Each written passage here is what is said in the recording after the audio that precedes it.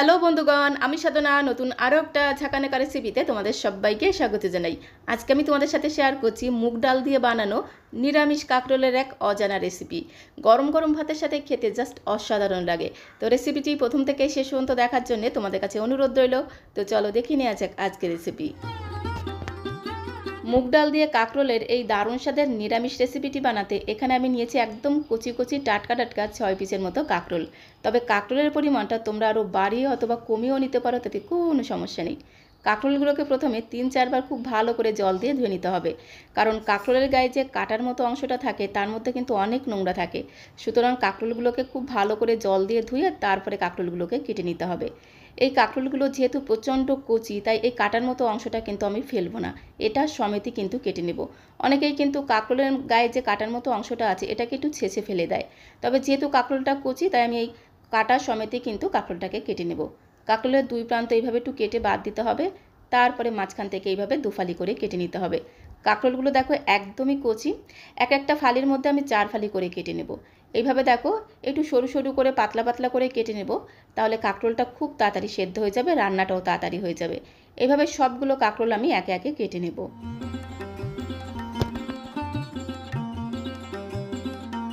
তো বন্ধুগণ, কাঁকরোলের অনেক রকম রেসিপি আমরা খাই, বাট এইভাবে একবার মুগ ডাল দিয়ে নিরামিষ কাঁকরোল রান্না করলে গরম গরম ভাতের সাথে খেতে জাস্ট অসম্ভব সুস্বাদু লাগে। সমস্ত কাঁকরোলগুলোকে ঠিক এইরকম করে একটু লম্বা লম্বা করে সরু সরু করে কেটে নিলাম। একটু পাতলা করে কেটে নিলে কাঁকরোলগুলো খুব তাড়াতাড়ি সেদ্ধ হয়ে যাবে। সমস্ত কাঁকরোলগুলোকে নিয়ে আমি একটা থালার মধ্যে রেখে দেবো। সমস্ত কেটে নেওয়া কাঁকরোলগুলোকে একটা বড় থালার মধ্যে আমি নিয়ে নিলাম। এখন আমি এর মধ্যে দিয়ে দিলাম সামান্য পরিমাণে একটু লবণ, সামান্য পরিমাণে দিয়ে দেবো একটু হলুদের গুঁড়ো, আর খুব সুন্দর একটা রঙের জন্য দিয়ে দেবো সামান্য পরিমাণে একটু কাশ্মীরি লাল লঙ্কার গুঁড়ো। আর আজকে আমি তোমাদের সাথে শেয়ার করছি মুগ ডাল দিয়ে কাঁকরোলের এক দুর্দান্ত স্বাদের রেসিপি। তার জন্য এখানে আমি নিয়েছি বড় চামচে 3 চামচ মুগ ডাল। তো এখন এই কাঁকরোলের সাথে নুন, হলুদ আর কাশ্মীরি লাল লঙ্কার গুঁড়োটাকে খুব সুন্দর করে একদম ঝাঁকানাকা করে এইভাবে একটু মেখে নিতে হবে। তো কাঁকরোলটাকে নুন, হলুদ, কাশ্মীরি লাল লঙ্কার গুঁড়ো দিয়ে খুব ভালো করে ম্যারিনেট করে নিয়েছি। তারপরে রান্নাটা করে নিতে হবে, তার জন্য চলে আসলাম কড়াইয়ের কাছে। গ্যাসের ফ্লেমটা অন করে দিয়ে একটা কড়াই বসিয়ে দিলাম। কড়াইটা যখন গরম হয়ে গেছে, কড়াইতে আমি সেই বড় চামচের 3 চামচ দিয়ে দিলাম মুগ ডাল। এখানে প্রায় 50 গ্রামের থেকে একটু বেশি মুগ ডাল আছে। গ্যাসের ফ্লেমটা মিডিয়াম টু লোতে রেখে মুগ ডালটাকে খুব সুন্দর করে ঘোটানাটা করে একটু হালকা গোল্ডেন কালার করে ভেজে নিতে হবে। তাহলে মুগ ডালটা দেখবে বেশ একটু মুচমুচে হবে, সাথে মুগ ডাল থেকে খুব সুন্দর একটা ভাজা ঘ্রাণ পাওয়া যাবে। মুগ ডালটা ভাজা হয়ে গেছে, একটা পাত্রের মধ্যে তুলে নিলাম। তারপরে মুগ ডালটাকে ঠান্ডা হতে দেব। মুগ ডালটা ওইদিকে ঠান্ডা হতে থাক, ততক্ষণে ওই কড়াইতে আমি 2 চামচ দিয়ে দিলাম সর্ষের তেল। রান্নাটা যদি সর্ষের তেলে করা হয় খেতে কিন্তু দারুণ লাগবে। তো 2 চামচ সর্ষের তেল দিয়ে খুব সুন্দর করে ঘোটানাটা করে কড়াইয়ের গায়ে লাগিয়ে নিতে হবে। তারপরে তেলটা যখন একটু গরম হয়ে যাবে, আগে থেকে ম্যারিনেট করা কাঁকরোলের পিসগুলোকে দিয়ে দিতে হবে।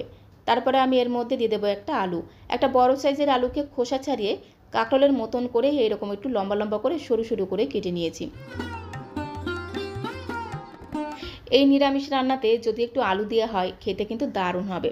তো আলুটাকে কাঁকরোলের সাথে খুব সুন্দর করে একটু নেড়ে ছেড়ে মিশিয়ে নিতে হবে। তারপরে গ্যাসের ফ্লেমটা মিডিয়ামে রেখে কাঁকরোলের আলুটাকে একটু লালচে করে ভেজে নিতে হবে। তাহলে কাঁকরোলের কাঁচা গন্ধটা চলে গিয়ে কাঁকরোল থেকে খুব সুন্দর একটা ভাজা ঘ্রাণ বেরিয়ে আসবে। কাঁকরোল আলুটা ওইদিকে ভাজা হতে থাক, ততক্ষণে আমি একটা মশলা রেডি করে রাখবো। তার জন্য দেখো এখানে একটা ছোট্ট বাটি নিয়েছি। বাটির মধ্যে আমি দিয়ে দিলাম পরিমাণ মতো একটু হলুদের গুঁড়ো, 1 চামচের 3 ভাগের 1 ভাগ দিয়ে দিলাম জিরের গুঁড়ো, দিয়ে দেবো 1/2 চামচ ধনিয়া গুঁড়ো। ধনিয়া গুঁড়োটা একটু বেশি করে দিলাম। এই রান্নাতে মশলার পরিমাণটা যত কম দেবে খেতে কিন্তু ততটাই টেস্টি হবে। আর খুব সুন্দর একটা কালারের জন্য সামান্য পরিমাণে দিয়ে দিলাম একটু কাশ্মীরি লাল লঙ্কার গুঁড়ো। তোমরা চাইলে একটু ঝাল লঙ্কার গুঁড়োও দিতে পারো, তাতে কোনো সমস্যা নেই। আর এখানে আমি একদম অল্প পরিমাণে নিয়েছি একটু আমচুর পাউডার। একটু আমচুর পাউডার দিলে এই রান্নাটা বেশ একটু চটপটা টেস্ট পাওয়া যাবে। তো আমচুর পাউডার যদি হাতের কাছে না থাকে সেক্ষেত্রে তোমরা একটু পাতিলেবুর রসও চিপে দিতে পারো। তবে আমচুর পাউডারটা কিন্তু বেশি দেবে না, তাহলে রান্নাটা কিন্তু টক টক হয়ে যাবে। একদমই অল্প পরিমাণে একটু আমচুর পাউডার দিয়ে তারপরে দেখো জলের সাথে সমস্ত কিছুকে খুব সুন্দর করে একটা চামচ দিয়ে ঘোটানাটা করে মিশিয়ে নিতে হবে। এর মধ্যে আমি আরও একটু সামান্য পরিমাণে জল দিয়ে আবারও খুব ভালো করে একটু মিশিয়ে নিলাম। এইভাবে যদি গুঁড়ো মশলা জলের সাথে 5-10 মিনিট মিশিয়ে রেখে দেওয়া যায় তাহলে বেশ একটু বাটা মশলা স্বাদ পাওয়া যায়। মশলাটা ওইদিকে রেডি হয়ে গেছে, আর এইদিকে দেখো কাঁকরোল আর আলুটাও কিন্তু লালচে করে ভেজে নিয়েছি। এইভাবে আলু আর কাঁকরোলটাকে একটু লালচে করে ভেজে নিতে হবে, তাহলে খেতে দারুণ লাগবে। এখন একটা পাত্রের মধ্যে আলু আর কাঁকরোল ভাজাটাকে তুলে রাখবো।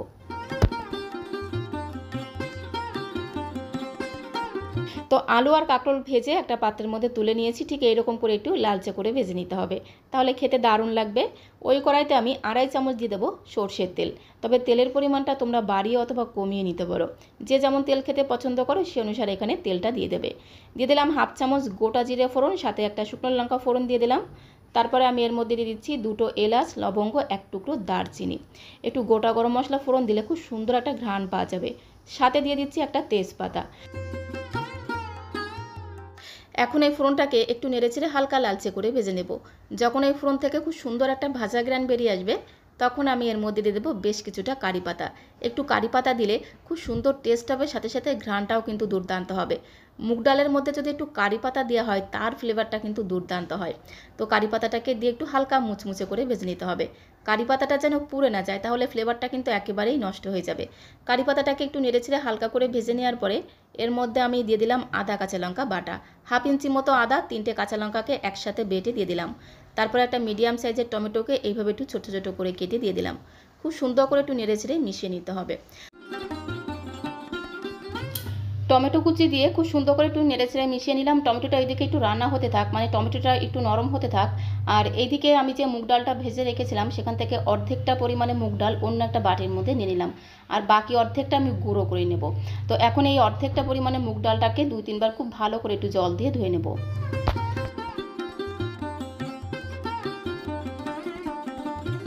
মুগ ডালটাকে 2-3 বার খুব ভালো করে জল দিয়ে ধুয়ে পরিষ্কার করে নিয়েছি। এখন এই মুগ ডালটাকে একটা সাইডে রেখে দেবো।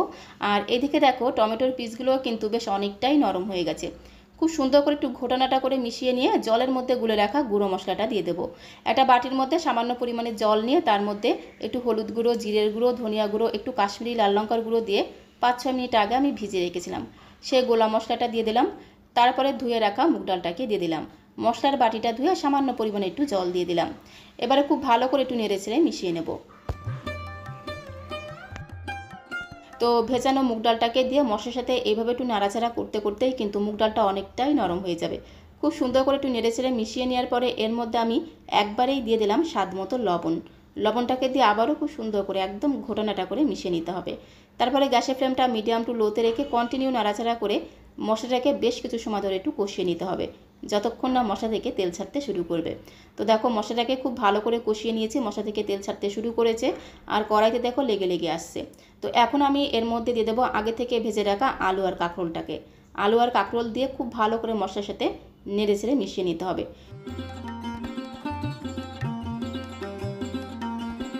তো আলু আর কাঁকরোলটাকে খুব সুন্দর করে একটু নেড়েচেড়ে মিশিয়ে নিলাম। এখন একটু ধামা চাপা দিয়ে রাখতে হবে, মানে ঢাকনাটা বন্ধ করে গ্যাসের ফ্লেমটা একদম লোতে রেখে 2 মিনিট এইভাবে রেখে দিতে হবে। তাহলে আলু আর কাঁকরোলটা মশলার সাথে খুব সুন্দরভাবে মজে যাবে, যার কারণে আলু আর কাঁকরোলের টেস্টটা কিন্তু দ্বিগুণ বেড়ে যাবে। আলু আর কাঁকরোলটা 2 মিনিটের জন্য ওইদিকে একটু কষা হতে থাক, ততক্ষণে বাকি যে মুগ ডালটা আমি রেখে দিয়েছিলাম সেই মুগ ডালটাকে একটা ছোট্ট মিক্সিং জারের মধ্যে দিয়ে এভাবে একটু আধ ভাঙা করে গুঁড়ো করে নিতে হবে। খুব বেশি যে একদম মিহি করে গুঁড়ো করতে হবে সেরকম কোনো ব্যাপার না, একটু আধ ভাঙা করে গুঁড়ো করে নিলেই হবে। আর এইদিকে আমি 2 মিনিট ঢাকা দিয়ে রেখে দিয়েছিলাম। আলু আর কাঁকরোলটা মশলার সাথে খুব সুন্দরভাবে মজে গেছে। আরও একবার খুব সুন্দর করে একটু ঘোটানাটা করে মিশিয়ে নেব। তারপরে মুগ ডালের গুঁড়োটাকে এর মধ্যে দিয়ে দেবো। তার আগে 3টে কাঁচা লঙ্কা দিয়ে দিলাম, আর এই কাঁচা লঙ্কার ঘ্রাণটা কিন্তু দারুণ লাগে। তারপরে ভেজে রাখা মুগ ডালের গুঁড়োটাকে দিয়ে দিলাম। এই সময় গ্যাসের ফ্লেমটা মিডিয়াম টু লো করে দিতে হবে।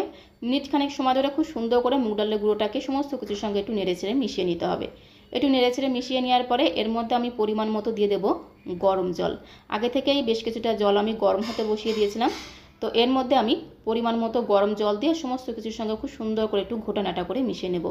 ঝোলের পরিমাণটা একটু বেশি দিতে হবে, কারণ এর মধ্যে যেহেতু ডাল দেওয়া আছে, ডালটা সেদ্ধ হতে হতে কিন্তু ঝোলটা অনেকটাই শুকিয়ে যাবে, তার জন্য ঝোলের পরিমাণটা একটু বেশি দিতে হবে। তারপরে ঢাকনাটা বন্ধ করে গ্যাসের ফ্লেমটা মিডিয়াম টু লোতে রেখে 3-4 মিনিট সময় ধরে রান্না করে নিতে হবে। তো এখন আমি তোমাদের 3-4 মিনিট পরে ঢাকনাটা খুলে দেখাচ্ছি। খুব সুন্দর করে একটু ঘোটানাটা করে মিশিয়ে নিতে হবে। আলু, কাঁকরোল, মুগ ডাল আরও একটু সেদ্ধ হবে।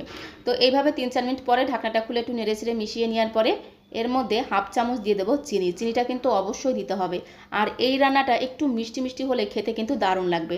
তো চিনিটা কিন্তু অবশ্যই দিতে হবে, একটু মিষ্টি মিষ্টি খেতে হবে, খেতে দারুণ লাগবে। যেহেতু নিরামিষ রান্না, চিনি দিলে খেতে কিন্তু দারুণ লাগে।